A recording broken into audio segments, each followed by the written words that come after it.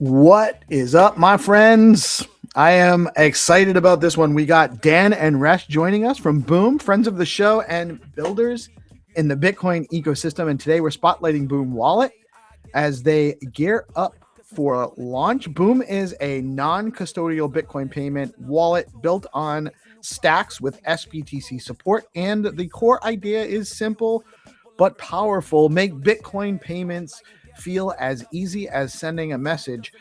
Instead of wallets being complicated tools only power users love, Boom is focused on real-world usage, everyday payments, merchants, peer-to-peer transfers without giving up self-custody and security. The timing could not be better. So let's dig into why they're building this, who it's for, and what people should expect as Boom gets ready to go live, fully live. And we have Dan Trevino and Suresh Singh in the house. How are you, my friends? Are you guys doing well? I hope you're catching a break for the holiday season we're dropping into. It's great to see you guys. Hey, great to be here. Thanks for inviting us. Likewise. It's 4 p.m. here in England. It's getting dark, miserable weather. Oh, well, that's not too bad then. Yeah. Miserable is the word sunny for UK. Well, isn't that kind of just common for the UK? Yeah, it is. Well, I'm being, yeah, pretty much. Yeah. No, but you know what though? Actually, I think you guys know Jamie Fletcher from the dog pool coin and all the cool stuff he's brought. Yeah. He comes on periodically, and there was one day where he was talking about it being a sunny day, and I was surprised because I didn't think you guys actually had any of those ever. So it does happen though, I guess, from time to time. We have good summers to be honest. We have decent summers. I think Jamie's I think based in Bristol, down south. Yeah. I think you're correct. I'm not positive about that, but so it varies like the US to some degree. The further north you get, it's a little cooler. Yeah. I think the only comparison I have, to be honest, I have told is actually the same. Is Seattle's weather is very similar to UK weather. So that's a comparison I can give people. Anyway, so let's kick off. Yeah. Let's. So, Dan, you've been working on Boom for quite a while. In its current iteration, I want to say for probably about a year, with or maybe a little bit longer than that. But it's been about a year since we've been kind of quietly waiting, seeing this develop, to see what's coming on it. And it's a use case we really need more of in the ecosystem. So tell us a little bit about. For those that aren't aware, because I'm quite familiar, which is uncommon for me. I like to actually do these when I know less about the project, so I have more curiosity behind my questions. So why don't you give us a little bit of a background? What is Boom for? What are you building Boom for? How much background do you want? I can tell you where we started back at the Stacks launch date. Whatever you think is important for people to know about the project. Okay. Well, we launched with the Stacks mainnet launch back in 2021 with Boom as a web wallet at the time and an NFT platform. We were the first NFT platform. We have the first NFTs minted on the Stacks network, and we ran that for first NFT mint. As far as I know, yeah, I think Frieger, who I'm sure you know of, has kind of verified that for us. We didn't see any other NFT mint contract or clarity calls before that. So So we did that for a while. I got recruited into a Bitcoin startup, and so Boom kind of languished for a while. I left the Bitcoin startup in February. Was it last year? 2024, February 2024, and went back to Boom. Really, at the time they were starting to talk about SBTC and the Nakamoto upgrade. And I really saw that. I saw SBTC with the faster speeds on stacks that were going to be coming down the road, which I guess didn't show up until like September or so of 24. Nakamoto was November. November. There you go. So we were, I think, initially promised that in July, and so we started building. I saw April. April. It was supposed to launch in April, right around the halving. Maybe July was one of the intermediate. That might have been one of the first target, like the target extension was July. I think you're right. But anyway, so earlier in the year, I saw SBTC and the promise of a faster stacks network, and I was looking around, and I thought we really have an opportunity to be a better Lightning than Lightning here. With SBTC, one-to-one peg, with Clarity, with the full decentralization of a stacks network versus kind of centralized nodes in Lightning, I thought this is a better opportunity. So we started targeting like building out a payments system, kind of more like Cash App, more like Venmo for those of you who are familiar with those, strictly kind of focused on simplifying payments. And we started building that out until, Resh, was it like September, October when we started pivoting of the end of last year, maybe November? Yeah. And at the time, I was also more on Nostr, and so Nostr was actually making some good headway in the same direction. But my concern was really about trying to put stacks activity onto Nostr. Nostr has decentralized relays. It's very cool. I love the tech and I love where they're going. But I think there's still like the opportunity there to censor different note types. Like you have to specify types of notes that when you're sending them onto these relays, and some of that can be reused. But the way I was looking at potentially using Nostr, I was like, we were going to have some of our own custom note types, and whether those got picked up by the relay nodes to actually move forward, whether they were actually supported, because different relays can support different types of notes at their will, was an open question. And so I thought it's better if we just kind of take this into our own hands rather than relying on a network that may or may not be open to, a different use case. So we pivoted more into building Boom as the social wallet that we wanted, based on a Stacks L2, based on Clarity and SBTC, because I thought that's where like our largest feature set really could come from. The largest capability set could come from those things. And so from that time, we've been building out what is essentially 3 apps, which I know people are going to beat me over the head over for, but we're building a wallet, we're building a marketplace, we're building a chat app, and then of course all the infrastructure to support those different things. So your comment about us taking a while, we could have probably kind of shortened our. I know that wasn't a criticism. I know it's just like it's the reality. We could have probably shrank our feature set a little bit and done this quicker, but we've kind of built it incrementally, and I really wanted to make something that's going to be different from what every other wallet out there is. And actually, we kind of pivoted away from just calling it Boom Wallet, which just Boom.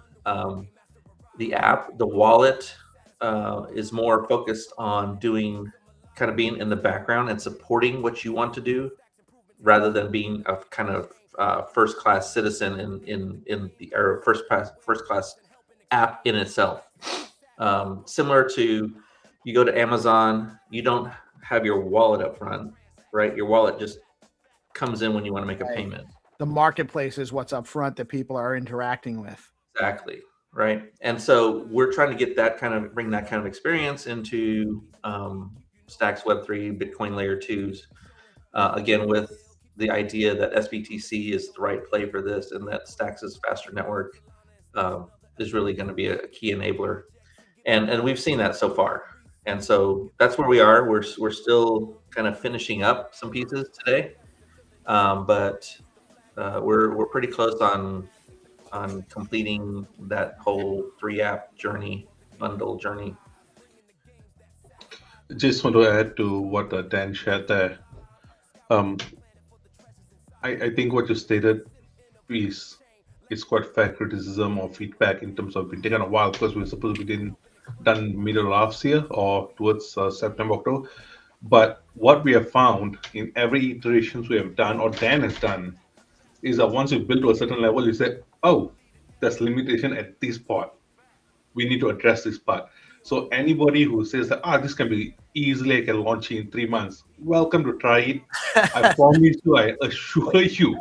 Yeah, listen, I certainly didn't mean it as criticism. No. We didn't take it that way at all. Totally understand. Our website is still, we understand. We're definitely trying to build stuff out, and we're not as we're less far along in the last year than you guys are, and we've so it's.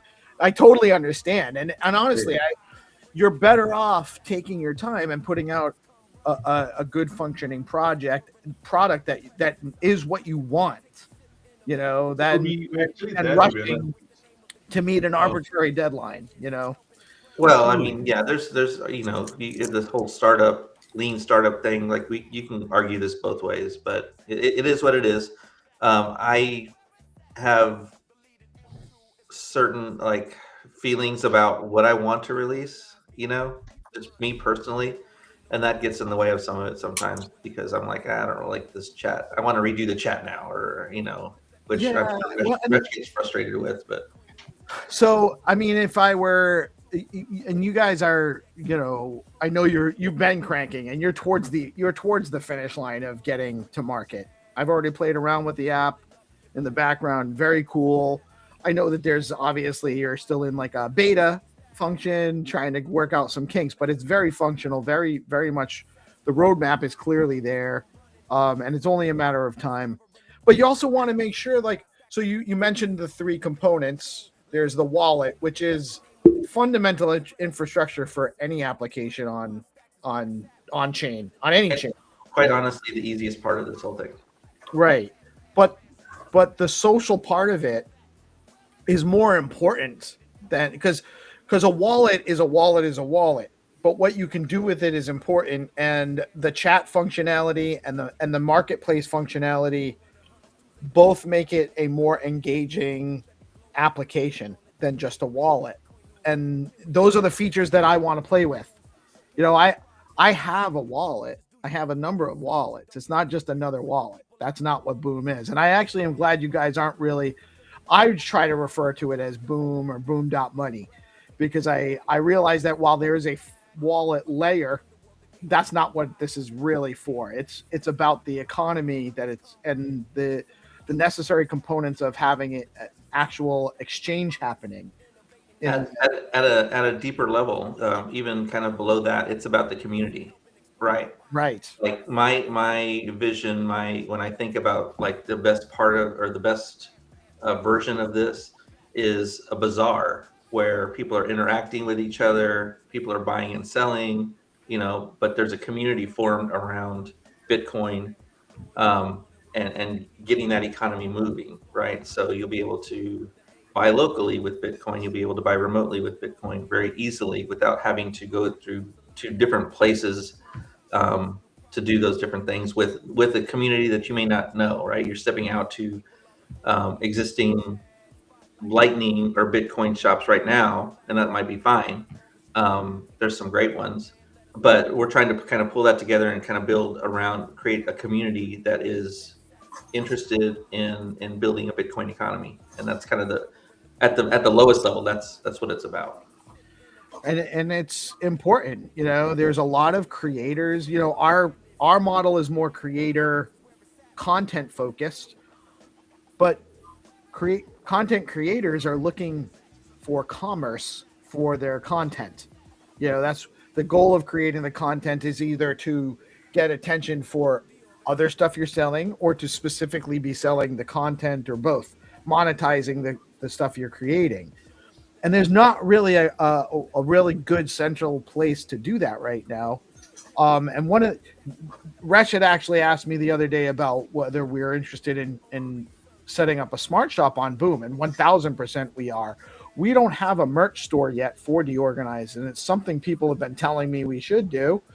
And I don't disagree. It's just it's a bandwidth issue. That's the same. A year ago I should have been putting out a merch shop. I'd have some T-shirts out there in the marketplace where free branding and people pay, and some revenue streams. But this is actually going to be a catalyst for me to get off my butt, get some merch together, figure out how we're going to create a merch store, put it in Boom, and then get that on our website and be able to distribute that. That's something we can then market on our platforms and get some exposure. And Boom's going to help facilitate that, where we can, there are plenty of Web 2 opportunities out there right now, but I really want to see, and I think that not that this is necessarily going to be built into V1 right now, or the current version of Boom, but soon with my vision, what I hope to see relatively soon is people that don't even have a crypto wallet yet are getting exposed to what we're doing. They go into one of our channels, one of our apps, something we're doing that onboards them to create a wallet through Boom. They now have a wallet. They now have their account. They are going into our smart shop. They don't even really know they have a wallet. They just set up an account. Exactly. They might have a passkey or something. They might not even have a passkey. It might even just be connected to their social media account, their whatever. And then they actually facilitate a transaction where they're just using their regular debit card, credit card. It on-ramps into crypto, abstractively, where they don't even know it. We're getting paid in crypto, either USDC on Stacks or SBTC or STX, whatever we choose, because we can program that on the back end. The user doesn't ever even have to experience it. And we're selling some merchandise. We're getting the crypto. They're engaging in the crypto economy and they don't even know it. Yeah, that's one of the things I think that's kind of lost sometimes when there's been a lot of hype recently about passkeys, and I've been one of the people who's been kind of poo-pooing passkeys, not because I think it's a bad idea, but I think that onboarding to a wallet is effectively useless if you've got nothing to do with it, right? Like, I can create a wallet and I can get you into a wallet with a passkey in a few seconds, but what are you going to do next? Right, you've got to have something to do with that wallet, and you don't even have crypto yet. You can't go get a username without Stacks. You can't go and do any DeFi. You can't do anything. Right? You've got a wallet with nothing in it. So my point is not necessarily against passkey, but that we need to focus on the larger picture, which is one of our key metrics is time to first transaction, right? And I want to have you doing your first transaction within 30 seconds. Right. So you're right. You shouldn't have to know about your Bitcoin address and you shouldn't have to know any of that stuff. Literally it really should be, I'm giving you my credit card information. You're taking my cash, putting it into a crypto account for me. Basically my wallet is my account, right? Right. And my user account. And so that user account, though, can be composable into other apps once it exists on chain. Right. Yeah. And my ability to log into it can be part of it is when you're interacting, let's say with DeOrganized Media's smart shop, there's some value in the pseudonymity, yeah, whatever that is. Transactions, right? Like maybe you want to go buy a mug and you don't want anybody to know you bought a DeOrganized mug. But the reality is you're going to have to ship a mug to somebody. And so there's going to have to be shipping information potentially and some identifier that makes sense to a delivery organization, whether it's like UPS or like the USPS, and they have different rules about what names you can use and what names you cannot use, right? We've kind of found this out over time. I think Resh brought this to our attention. And so we are, one of the things we're doing during our onboarding is everybody gets a name. A name is basically key to the platform, and it's free. So we're not onboarding you to a wallet and then saying, here's some stacks, go buy a name. We're giving you a name at the beginning. It's free, it's fast, and that way when somebody goes to buy a mug, you know that you're dealing with dan.boom.btc or resh.boom.btc, right? And that also kind of feeds into trust building over time, right? You can see like dan.boom.btc has never, I don't know, returned merchandise or whatever like that, or never had issues with sellers. Or you can see that DeOrganized Media has fulfilled 100% of their shipping issues, and nobody has ever complained about them, right? And everybody rates them as 5-star. So those names also help you build trust over time, and that's kind of a key, right? Like I was telling Resh this a while back. One of the triggers for this whole thing about the social piece of it was the realization that money is social, right? Like that's not a realization to a lot of people, but it's a realization that I had while I was at my in-laws' place in India, right? And there in the community, within the community, my in-laws can go down the street without cash, without money, go to a shop and say, hey, I need X, Y, and Z. They can get a short-term kind of pass, right? Okay, we know you're going to pay later, but that trust exists because there's a community that knows each other, right? Right. It's social credit, not in the Orwellian way, but in the actual like how it exists in real life way. I know you, and so I can do this for you, right? I know that you live down the street, and I know that you've always paid me back within a day or two, and so this whole need for names and identifiers, I think, feeds into that social credit, and I think it's key to kind of helping us build out the economy this way. 100%. Do you see? So you bring up a point that I hadn't considered coming into this conversation, but privacy is a thing, and it is becoming more present, an issue to solve. Like I saw something, I can't remember the details of I think I saw it on X. Someone was posting about how they had paid someone $30 in USDC, and then that person was asking them about like how much money they have, because it was they could see how much money they had in that wallet, and if it's not that hard to actually trace back to other wallets that person may control and see all of their financial, or a significant amount of financial information that they might not want to share, just to send somebody $30, in a payment. So do you guys see a lot of people are talking about ZK rollups or rollups, and my understanding as a layman without any technical real knowledge on how it works is that it's complex. It's there.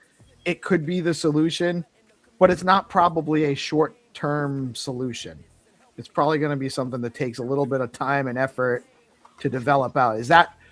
Do you guys have you guys considered privacy? Yeah, for sure. It's kind of hard because right now, and I'm not a ZK expert, but my understanding is that we're still lacking some of the primitives on stacks that would allow us to do zero knowledge proofs. That might be something that's coming in the future, and I think it's something that's going to be key to kind of future everyday living, right? There's so much invasion of privacy today in your normal Android and iPhone apps already, right? Like law enforcement is putting apps out there like add our law enforcement app, and low key, in the background, they're basically getting access to everything you do, and they're scanning your pictures without you knowing, and they're watching your chats without you knowing, and all this other stuff. Privacy is going to be a key part of the future. Unfortunately, right now, we're just not ready for it.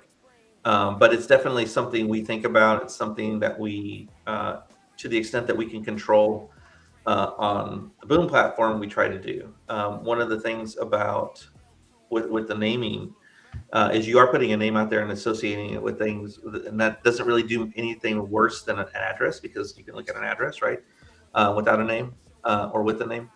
But what we're going to be doing also is allowing the creation of different names for your different wallets, so that you can kind of subdivide, keep your hot wallet. You might want to call it checking dot peace love, right? And you might have a savings dot peace love where you don't interact, using that wallet. People would still be able to go and trace if you're sending stuff between the two wallets, right? But you don't necessarily have to have a name for those other sub wallets as well. Boom is really focused on being a hot wallet. We're really focused on those immediate transactions. Privacy is a thing that we think about, but it's something that we're kind of stuck with, kind of the pseudonymous architectures right now. And so on the back end, obviously we don't hold keys. Everything's encrypted on your own device. All the normal kind of wallet things that you would expect. We don't have access to your private keys. We don't have access to your funds or anything like that. That actually could be something as we go more into the privacy side, where we start doing a separate service where we're kind of sharding keys so that people can recover them more easily, things like that. But that's a completely different discussion.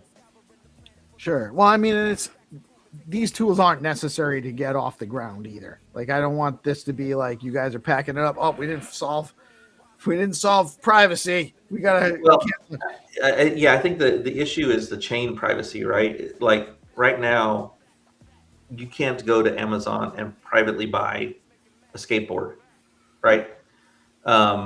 Right, but when you buy a skateboard on Amazon, your bank account isn't exposed. Your bank account isn't exposed, so people can't steal. But there is actually, so there's a double-edged sword here, because there still are third parties that have access to your purchase data, and they're able to use it without your knowledge to a large degree. Yeah, they may not have access to your account directly, but they see that this person buys $1,000 worth of Amazon products every month. They've already pegged you into an income bracket, right? Guaranteed, based on your Amazon purchases, right, and your searches and all that other stuff. So right. it's not directly visible, but like I said, that's really on the chain side. That's the chain security that really needs to be kind of secured, right? privatized. And it should be a user setting at some level, and I think that they are working on some of that stuff on Stacks, and it's not a pressing issue. It's just something that it occurred to me while we were having this conversation, because it's a consideration for people, and it's something that we haven't really solved yet entirely, but the problem you guys are solving is for creators. And I didn't get a chance to introduce GP. I think you guys know him. You might have met GP once or twice. 300 as well. I think you guys might know the homie. Hi, Resh. Hi, Dan. What Good up, to fellas? see you. What up? Finally. Finally. Boom! We don't have to make any more mafia-oriented, threatening memes. Boom out there. No more threats. We're good. We are excited. We are, but the reason I'm pointing to them two specifically here is because they're both prolific content creators. NFTs. They both launched NFT collections. They both create content all over the place. They both have communal followings in their own right. They're both contributors to what we do here, which we are also trying to grow our community. And you guys are providing some infrastructure solutions that are going to help both DeOrganized and individual projects like DeOrganized and individual creators get more organized and direct and standardize some creator economy opportunities with what you guys are building out. And I think that that's a huge need in the space, because there's not really an obvious way to do that right now. Yeah, I that's the hope, right? Like that's the goal is to kind of help people build their communities within the community. We want to make communication easy. We want to make it secure, and that way, when you have a store, you've got a built-in kind of community that's sort of onboarding, that they can opt into actually continuing to interact with you beyond just a single purchase, right? And obviously all of the normal tools that exist out there for engagement based on memberships or based on NFTs or based on whatever, or subscription content, all of those things are available as well, in this place. So just to add a few things, please, even the chat functionality that Dan was mentioning to you, this is maybe common knowledge, but when we're looking at it, when people write that BRN, for example, B00RN.BTC, for example. Now, if you look at it first glance, you'll just read it, oh, there's a boom, but it's actually not. So we actually had to think about it. Okay, how do you solve the simple issue of even visually, if you see a name, it stands out that, oh, this is not boom.btc, this is something else. So even that font and the design took us a while. Then Dan and I went back and forth. Then we came up with the solution in terms of, okay, use a certain type of font that immediately you see visually, like, oh, the separation. You literally got to be visually impaired. And I don't mean that in a disrespectful manner. You literally have to be visually impaired to be able to not see this issue that, oh, the name is not what it is. So that's one thing. The one thing we've also was very important. I didn't pick Dan pick this up, was that you want your social life and your business life to be separate. So when you start your chat functionality as well, you'll have your personal chat functionality, like Trihana will have his personal identity. You can just chat with me and Dan. Then he might also have his own store. And for the store, there's separate chat functionality they can create as well. Now that creates two separations. For various reasons, I think it's easier and cleaner for business transactions to be there in one part, and your personal life to be on one another side. So those small nitty-gritty stuff only came into trial and error as we were building this thing out. So yeah, so that's the one thing that was very important for us to figure all these elements out. The element you're talking about in terms of onboarding creators and all, that came about while we were building everything. Came out to a later half of the year. Then I think when you're going back for how do you onboard people, NFT creators, music creators, we spoke to a number of music creators. To be honest, they shared a lot of issues they were having in terms of costing, in terms of what their margins has to be, how the challenges, the type of uploads they need to make. Then we said it's going to be difficult relying on other platforms to accommodate this, and then we host it.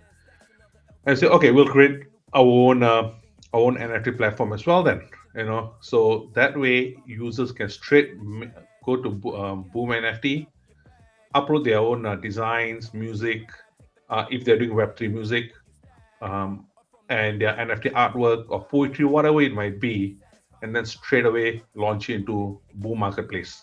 So that's one thing very important for us. Has to be a seamless experience. And that we believe over time is going to be really impactful. Of course, the platform also accommodates if people just want to upload digital goods. You could upload an MP3 music, for example, or MP4, depending on what a music file or whatever file size you're uploading. Non-copyright. Not copyright, yes. that's very important. So if you are like 300 Suno musics, like amazing Suno music. I got a question. That's his copyright. What's up? So for platform that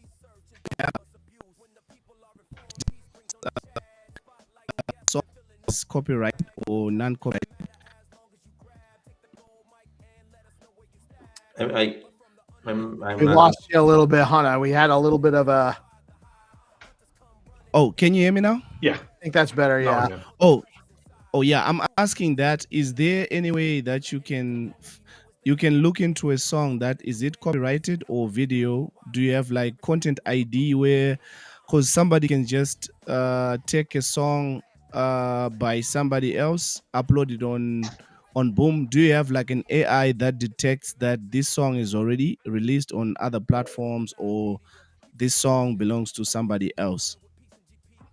That not in the first revision, to be honest. Like we're launching here on Stacks, and we're part of this is part of the whole trust and moderation of this marketplace is going to have to be built with the help of the users. Like we can put some things into place, but we don't really know what's needed and what's useful at this point.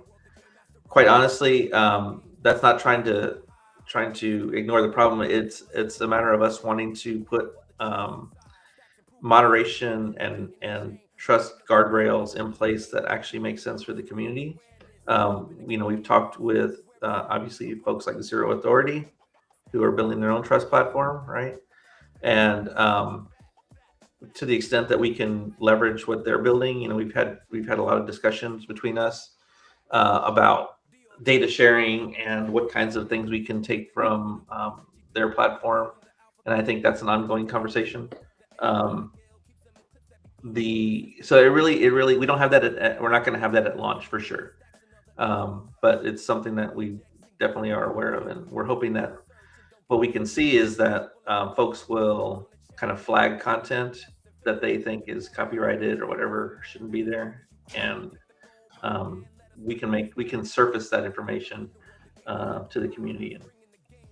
Yeah, I think also that's where the community comes in, and you have like community people who looks into some of the stuff that's posted there, and sometimes you can pick that this song is already published somewhere elsewhere, and then that is when they send like a flag to you guys and say this song belongs to somebody else, or this is my work. Or you can just also maybe put a disclaimer that if you have any content that belongs to you that was uploaded by somebody else, please can you share with us, and maybe create a ticket so that you can look into it, so that also you won't have like these complications of lawsuits that people are uploading like copyrighted content on the platform.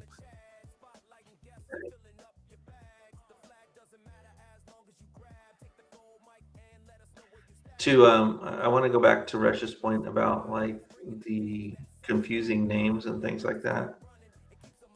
That's part of being a wallet without being a wallet. One of the things we're trying to do is be very intentional about typography that we're using in specific places, right? Like it's not just a heading and body text, content text, right? Like in a chat, you want to understand exactly what name you're dealing with or what stacks address you're dealing with potentially, and so trying to be very intentional about how we display usernames in various places on your own profile. When you're looking at your own profile, maybe it doesn't matter as much, right? But when you're looking at somebody else's profile, it does.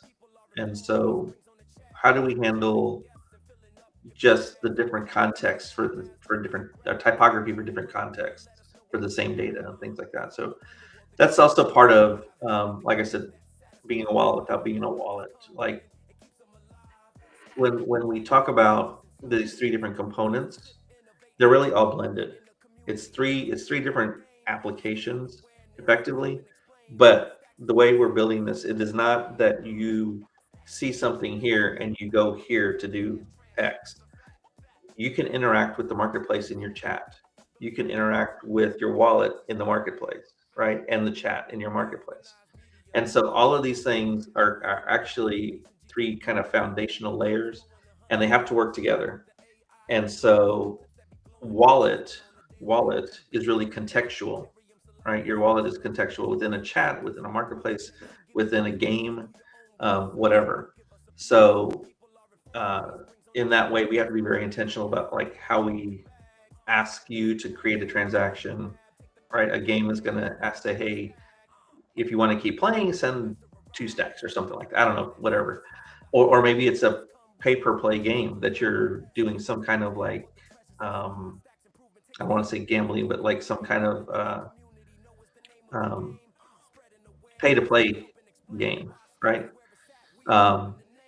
So the way that we surface kind of payments in these different contexts matters, and so we're trying to be very intentional about those kinds of things. And it's one of the things that we have to be that kind of differentiates us from like just being an X first or a Leather Wallet or a Magic Eden kind of thing, whatever. Yeah, and it's all about creating good experiences for the user. And you have a couple of different users. You have the content creators and or whoever's actually providing the merch or the services that are in the shop. And then you have the customers for those as well.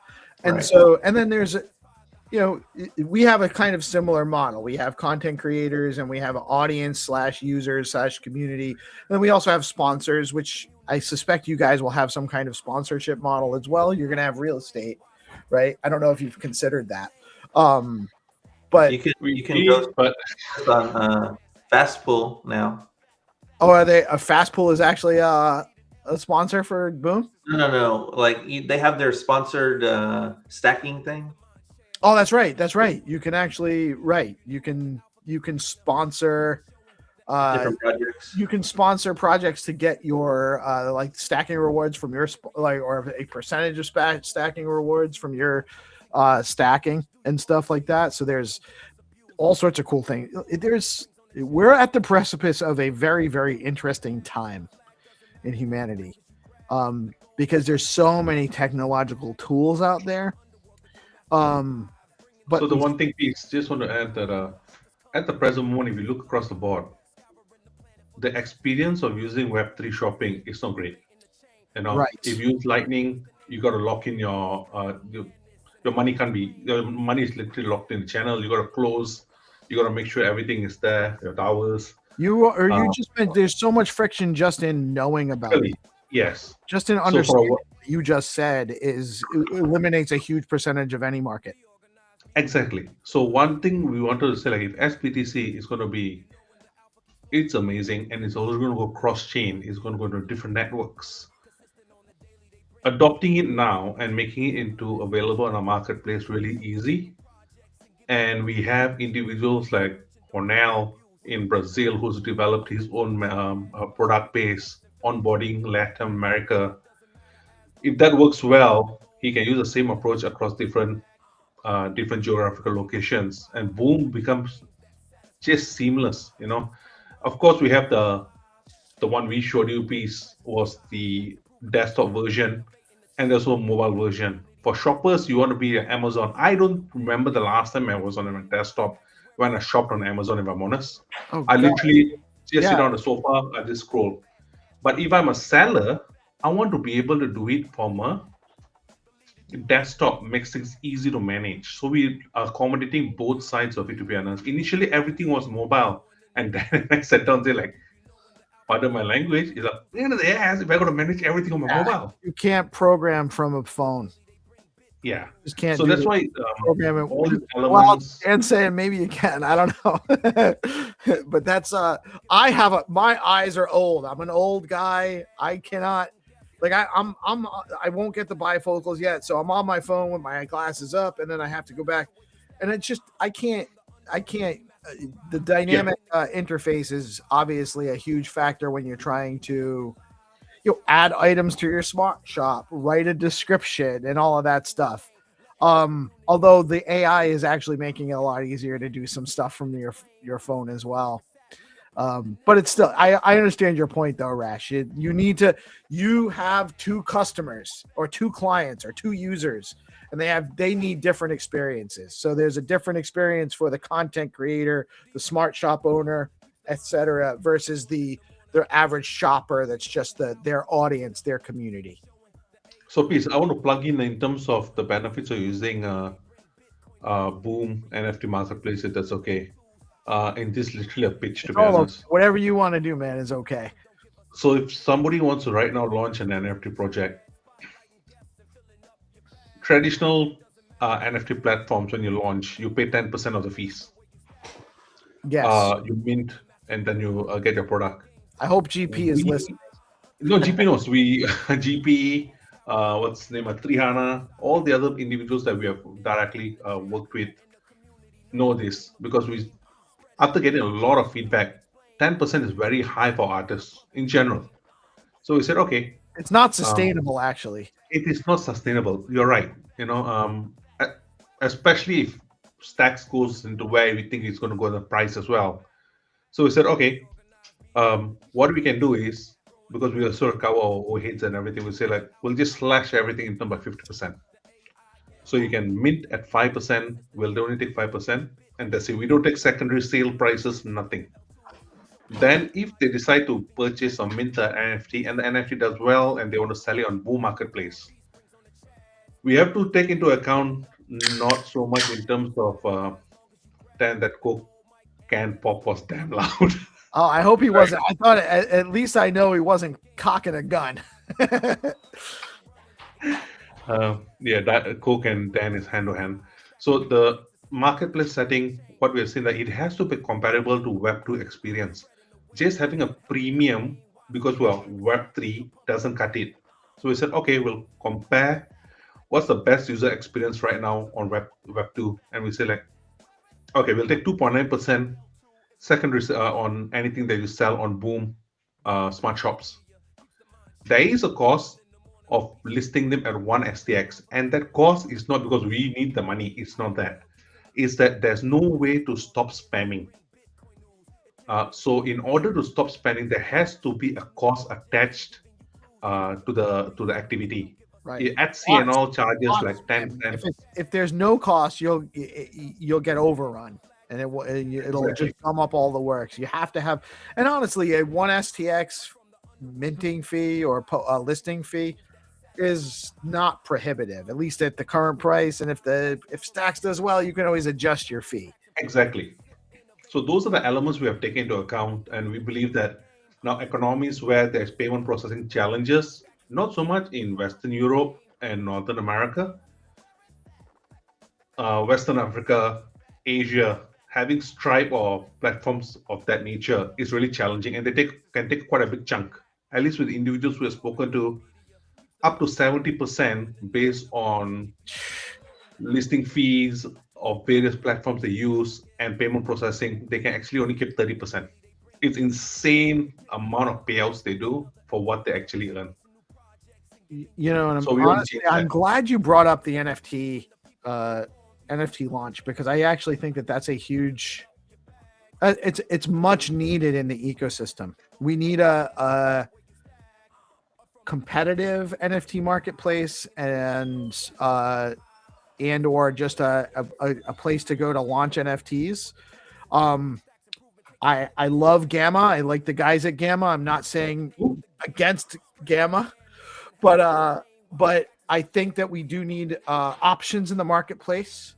It makes everybody better. You know, it makes them put out a better product if they're still trying to get that market.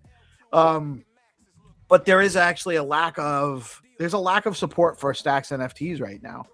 And so that there's a huge need for that right now in the marketplace, a place to launch NFTs. I have a couple of NFT ideas, and I know that there's a lot of other people that do too. And I think that's initially, you're right, piece. I think, sorry to interrupt there. What we have seen, what I've seen to be honest, Dan, for the right reason, seeing like NFTs trend tends to go down. I just been lucky while researching this, saw that the last from September to now, the actually trajectory on other chains, NFT has been booming. So I think just by osmosis or just by the theme, as we go into 2026, that could actually pick up on Stacks as well. We are breaking into Nigeria, for example, initial launch. We are launching everywhere, as you know, it's global. but the target market is Nigerians. We're working very closely with Blockleaf Labs. So individuals that onboarded from these economies, we believe will start number one something digital, which is a low lift for them, and they'll create and they'll push something out. We believe people who are in much more developed countries, and again, this is just a hypothesis that I have, that they want something to be able to retain more of their income and manage their own income tax on their own. So selling it on a platform and being able to accept cryptocurrency, like STX, USDCX, SBTC, and potentially then are we enabling a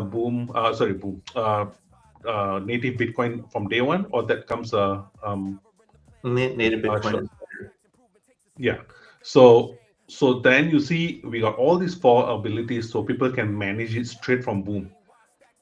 My personal opinion is people are tend to gravitate more to crypto economy based on how the governments are behaving currently. So that's where my pitch is. And I think if people just want to experiment, it's not going to cost you anything. Once you get a Boom wallet, you can easily just put one NFT up and you got a Boom shop. Literally, that is, you place a product for listing, you got a Boom shop straight away. So your experience is going to be seamless. You can be able to even use Boom chat functionality to chat between you and me, peeps. For example, if I want to say Dan is such a pain in my neck, I can complain to you, and he will never know. Nobody will ever know. At the end, at one point, it'll be end-to-end encryption. So if somebody wants to say like, what has Reshmi speaking to Peace about Dan? Nobody will ever know. It's same like Telegram. So that's the approach we're trying to use. If you don't have a mobile number, no problem. Your NFT, your BNS will work. Cool. So that's my pitch. So you could have a mobile device that doesn't have a phone number attached to it, but you're using Wi-Fi, and then all you need is a BNS name, which you're going to automatically get boom.btc, whatever you pick. If it's available, you got it. Yeah. So it's attached to your wallet address, and then people can build repo and all. You can say like, once you start selling, like Dan said, you'll have a rating functionality. Like, you know how eBay used to do it back in the day? I mean, Amazon still does it, but eBay back in the day, I still remember people used to look at the rating. Yes. How many times people have failed or succeeded. It was the same approach. Well, and that could save you from, because that was open social media when eBay first opened. It wasn't as controlled. So they came up with some of the solutions that we're going to need now. That social credit, that's a way to develop credit or reputation, I should say. That social reputation is important. And the current Web 2 state is obviously centralized and controlled. So they got rid of a lot of that stuff because they want to be able to tell you who you can trust and who you can't trust, and who you should use, and then just basically censor the people that they want to censor, whether it's warranted or not. A more holistic way to do that is to let the community decide who they want to engage with and what specific reputation would disqualify or qualify someone to engage with it, and the context of the situation. If they're selling something I want, but they're routinely not delivering, well, they probably won't have an active smart shop for very long anyway, because people will just stop using them. We don't need Boom to actually go and interject into that at that point. So I appreciate what you're saying, man. And we will remove one thing to be very clear. If there's anything that's breaking the law and we know of that nature, we will remove either direct visibility of that particular product from the site, just because while we agree that it should be open to everything, anything illegal, anything that's breaking the law, we don't want to get a hook. Specifically, we don't want to be on a hook on the wrong side of the law. Going to jail. Yeah, literally, we don't want to go to jail. So if somebody puts, I use this as an extreme edge case, anything regarding underage kids or whatever, that without even being triggered, we'll remove that stuff straight away. Oh, and that's right. you need to have those rails, right? You Right. don't want to be facilitating stuff like that, period. And that's not the point. But you do want to be as open and hands off as much as you can, as long as there's. So getting into the philosophy of it, I tend to hold in the. I don't like to pigeonhole myself into any ideology, but I like the concept of voluntarism, consent-based engagement, and that's predicated on a point of the initiation of force. So my moral compass on that would be, as soon as there's an initiation of force, that warrants stepping in and censorship. So if somebody is actually committing a force or violence against somebody else, that's a no-brainer. That's an easy point of stepping in. But beyond that, you want to basically, you're not going to be manipulating markets and picking and choosing who's going to be able to sell NFTs that are otherwise not harming anybody or not instigating force against somebody else. So, and honestly, I am going to reiterate, we need a secondary or maybe a primary NFT platform for stacks in the worst way. There's a lot of things that I would like to get into and consider doing that right now we can't because of what's currently available in the market. Like, this is actually desperately needed, and maybe under the radar to the extent that it is needed, because it's like you go to the other platform that I mentioned earlier and you can't even find stacks NFTs. You can't find them. There's no market that you have to actually like, and half the time the ones that in my wallet aren't showing up there when I go into my account. Like, it's not functional right now the way it is, and it's actually harming the ecosystem, because there's a lot of great projects out there that built some really interesting NFTs, and we don't have a centralized marketplace for them right now. So please get that shipped. Build the change. Let's go. So what's the people should follow you guys? It's at boom_money on X. It's boom.money is the website. They can sign up for the wait list. What do you need from what are you guys looking for right now from the user base? So they can just go and sign up right now, to be honest, the wait list at Boom. You can do two things, to be honest. One, follow at boom_wallet on X. So that will keep you informed in terms of any updates we have. Number two, if you go to boom.money, join the waitlist there. So any comms we do, we'll push out a newsletter as well, and email as well when it's ready. You can reach out to me or Dan directly on Twitter. Okay, not for Dan. Just reach out to me directly. I never get on Twitter anymore. I just don't look up, to be honest with you, from the keyboard. So yeah, reach out to me directly in any questions, and I'll attend you directly. If you want to open a Boom shop, you do not know how, reach out to me directly. I'll give you a white glove treatment. We'll fix whatever issues you have. If you're from anything you want to, literally anything, any queries you have, just reach out to me. I'll be able to help wherever I can.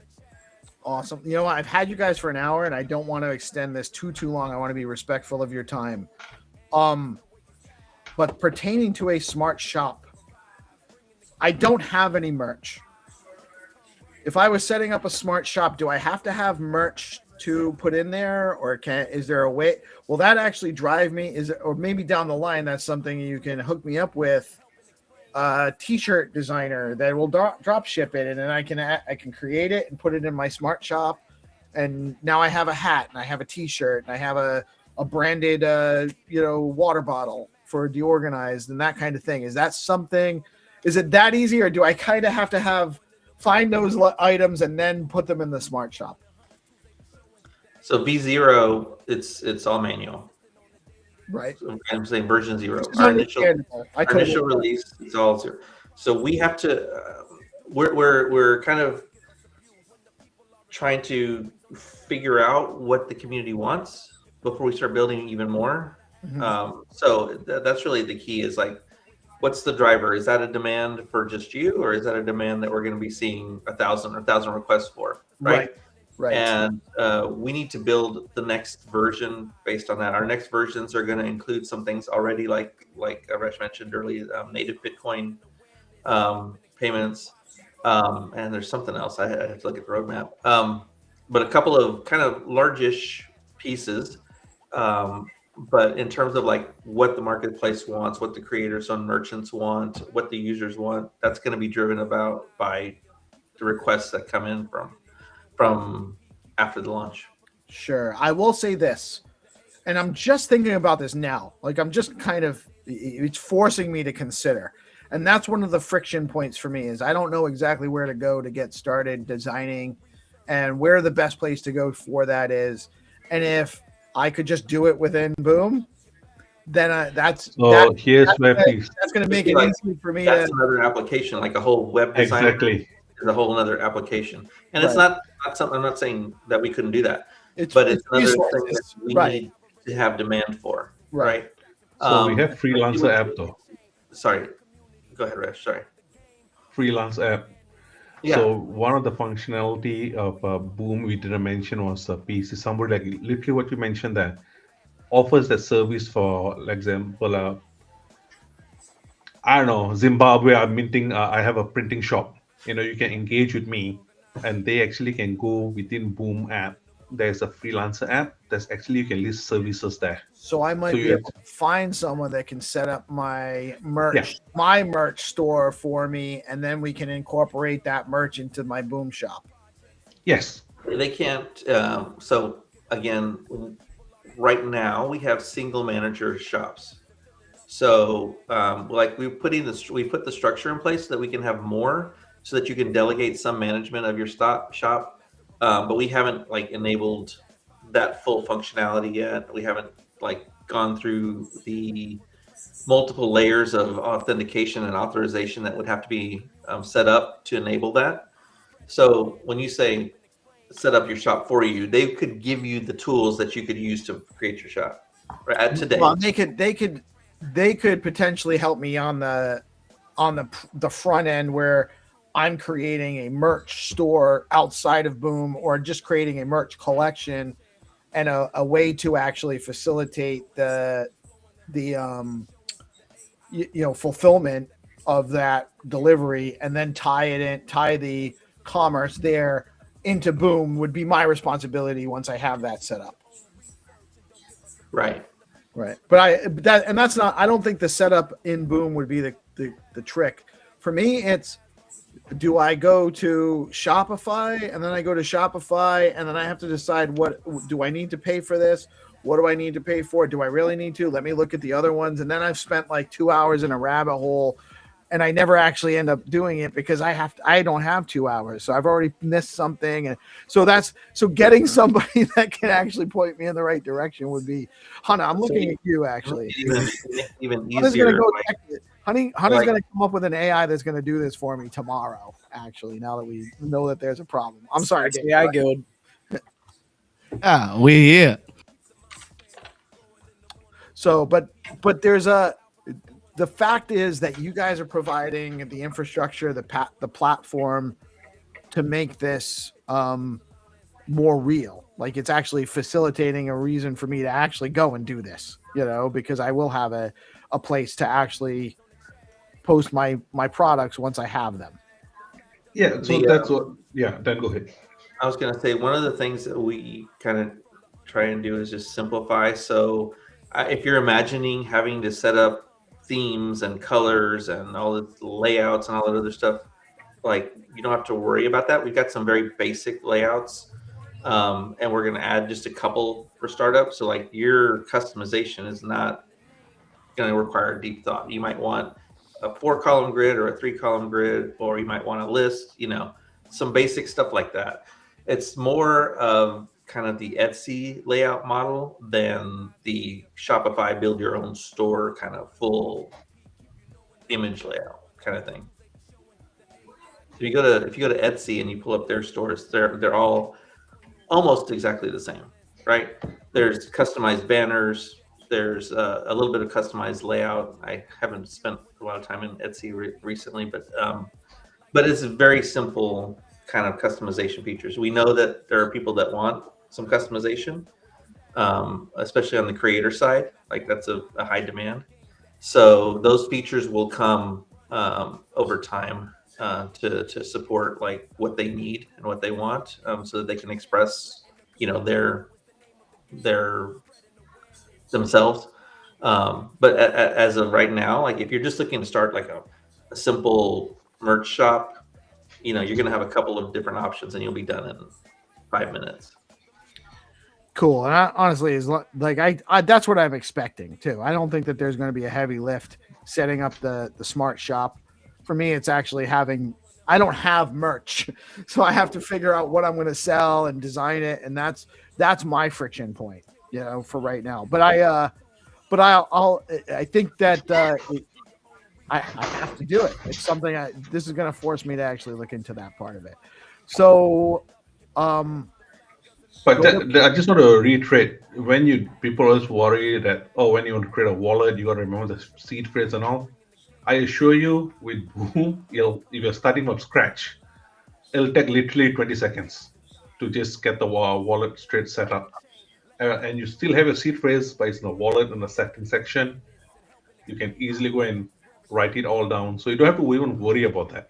Creating a wallet, if you have done Phantom, you'll find this experience very easy as well. So I just want to reiterate on that front. And it's also connected to your email address. Is that true? So login, yes.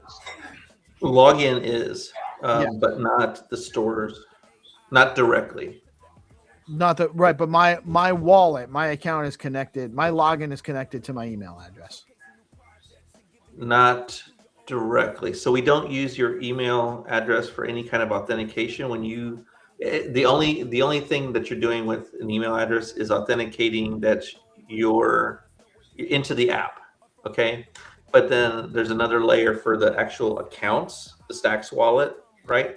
That's a completely separate layer, and everything in the app is really managed at that layer. So the email address exists, and in theory, someone could tie an address to an email address, but in the app and throughout the app, any of the processes, everything's managed as a Stacks wallet. So they wouldn't. Somebody with my email address wouldn't be able to log into my account just by providing the email address. No. But I can. Does the email address help me not lose my account, or do I have to have the seed phrase? That's another one of those things that we're gonna have to get some feedback on, because there's pros and cons to that, right? One is simplicity, and the next billion users might not care about having a partially custodial situation. And if we have part of your key, like I said earlier, we talked about starting, what liability does that put us in for, versus how much it helps us, helps users kind of get that comfort that they're not going to lose something, right? My mother doesn't care about a Stacks address or a key. She doesn't even know what, that she barely keeps her password secure, and that's with my help, right? So in the sense, like, if there's something that we can do that kind of enables more people to just get to that 30-second to first transaction, great. But then what do we have to watch out? What are the counter issues with doing that? So that's still a remains to be seen kind of item. Yeah, I will say in general, I think the next billion don't care. They don't care about where they don't care about the wallet security. It's too bad. It's just the nature. It's human nature, and what we've been accustomed to. Someone's going to recover this for me, right? If I don't have to be responsible. I've been beating the privacy drum for 25, 30 years. I've learned a long time ago that people don't care about privacy. They don't care. They don't care unless they're doing something bad usually. Or if they have a lot of resources and they don't want everyone to know exactly what they have. That's the two people that care about privacy. To the extent that we can remove uncertainty, we want to obviously do that. But again, the question is, like, what does that really imply for us as a business, us as a support organization? If we're flooded with thousands of requests for, like, hey, help me recover, and we don't have some kind of automated process to do that, that's obviously not a huge win. Yeah, 100%, man. I've been kind of dominating the conversation. I want to make sure GP and Hunter have a chance to speak at all. Actually, I've been talking too much, but you guys have any questions for Dan and Resh before we wrap it up? Yeah, just really excited to see this launch, Dan. I know you guys have been like cranking on this for a while, and to see the way that you guys are approaching these smart shops is really cool. I think it's interesting, and I can't wait to launch, my own shops and do my own merch for the Gigaverse. Utilizing Boom, launch some NFTs, and have some fun with this thing. This is something that I've been really excited for, and I know that Doc has worked on some artwork as well that he will be launching with Boom, and there's a few different things that people should be paying attention to, and that is Boom. Boom is one of them. I want to, if I can throw a teaser out, we hope to have an announcement tomorrow. Oh, Right? Announcement of an announcement. Yes. Yes, We love those. pre-announcing an announcement. I love it. I love it. No, we live for those. Yes. So a big announcement from Boom coming tomorrow. You heard it here first. So follow the Twitter. Follow at boom Yeah. _money. And No, No underscore wallet. oh, it's boom. I'm sorry. It's boom _wallet. It's boom.money. That's right. So boom _wallet on X. There we go. get in there like swimwear, guys. That Get is in there. Boom _wallet. Let's go. We one thing I just want to plug in like we have good music artists on that we're launching as well. I mean, one of them is going to be the godfather of rock from South Africa. Arno. Arno Castro. Nice. Oh, Arnold's going to be on there. Yeah, Arno is going to be on there. Ooh. So we are trying to get people on board. We have Gym.btc will be launching on there as well. And Awesome. Gym has Triana's gonna music be there. industry. Triana will be there, exactly. Then we have Nat. So we have all these musicians that want to come on. They're looking for a platform. We're going to do on Boom. As we do that, we believe, and this is what my thesis is. A lot of these artists, in order to own their own work and also to reach distribution, will use platforms like this. They'll mint the music perhaps on Boom and release it to the marketplace, keep a huge chunk of revenue to themselves, own the music, own a marketplace. That's our goal, and we want to enable that. I've said this many times, sounds really cliche, but the entire aim of Boom is to enable commerce for everyone. You should be able to be, even in school, you launch it, you can just make yourself some a few dollars here and there. So yeah, so that's my goal. I think Dan has been working his butt off, to be honest, on this. And I'll be throwing one or two there. That, hey Dan, we got to change this and there. He said, "God damn it, can you stop with the request? Let me finish this part first." So we went back and forth on that. So, but essentially, it's going to be great, to be honest, once we launch it. Nice. There's a pre-release store. I missed it. Was this in the comments earlier, or did I miss it? Ooh, I was I like, just put it in there. It's just the list, just to give you an idea of the simplicity that we're going for. it's clean. I like it. Nice. I like it. Awesome. GP, you got that? You want to throw that up? Yeah, I can. Throw it up real quick. Let's walk through it. Yeah. So whenever you are taking a look at the this smart stores here, you can go and explore by categories, and you'll see all of the different creators that have launched marketplaces here listed here. You can see 3 Hunas right here. So it's not populated yet, to be honest. Just for context, we'll be populating this soon. The reason why before the Boom wallet gets launched, we just don't show what's there, so people are aware what they can anticipate what's coming, basically. Absolutely. This looks clean and simplistic. And I just want to point out it looks better in dark mode. oh yes, dude. Oh, look how slick. Yeah, really. Highlighting behind. I That like looks great. Do people still use white light mode? I have it on light mode because I just popped it up, but looking at Pieces screen, that dark mode is very clean. It's fresh. Let's go. So this is pre-release. This is just like all it is pulling the store list right now. It's not linking to anything, not listing products, right? But simple banner, simple logo. You can have a tagline, right? You'll be able to customize your store slug. So if you want DeOrganized Media or you just want DOM, you can customize, like it'll be stores/DOM or stores/DeOrganized Media, whatever you wanted. But again, very simple kind of standard layouts that we're trying to kind of highlight. I like the simplicity. It looks good. It's slick. It's large icons, which is good for an older guy like me. It's going to be more attractive as a store owner or a creator. Like it gives me more options to catch eyeballs with these banners and whatnot. So I like it. And honestly, I don't light mode, dark mode is not that big of a deal, but I do think that this actually looks a little bit slicker in dark mode. That's just my I agree. But I think that looks great, man. Good stuff. Dig it. And so announcement? What's the announcement tomorrow? People need to tune into, or you're gonna? It's the pre-release announcement. Follow boom_wallet. So we're gonna have this probably within a couple of weeks, maybe. Yeah. All right. I like it.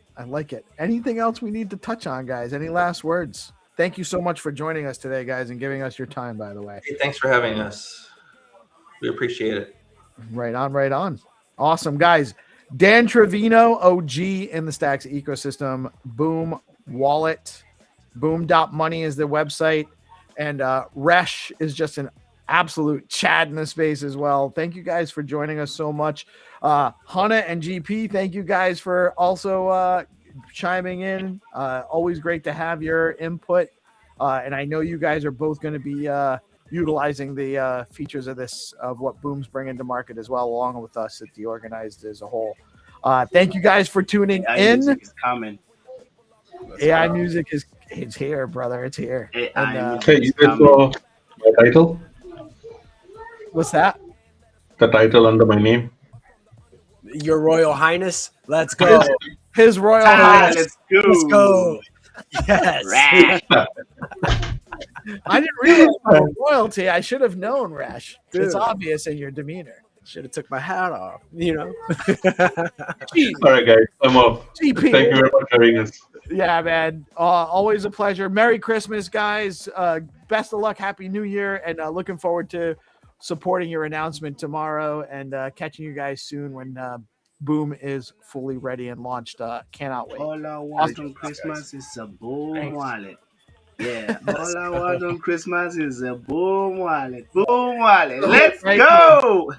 Hajime. Full song by tomorrow. Hajime. Someday. Yes, sir. Boom to the world. Let's Boom, go. boom, boom. On the All right, guys. Peace out. Thanks for joining today. Merry Christmas. This is actually our last live anything probably until after Christmas. So Merry Christmas. Happy holidays. Much love to all of you. And get out and support your ecosystem. There's so many cool things happening here on Stacks. Thanks to Dan and Rush again. And we'll have some more recent content coming at you shortly.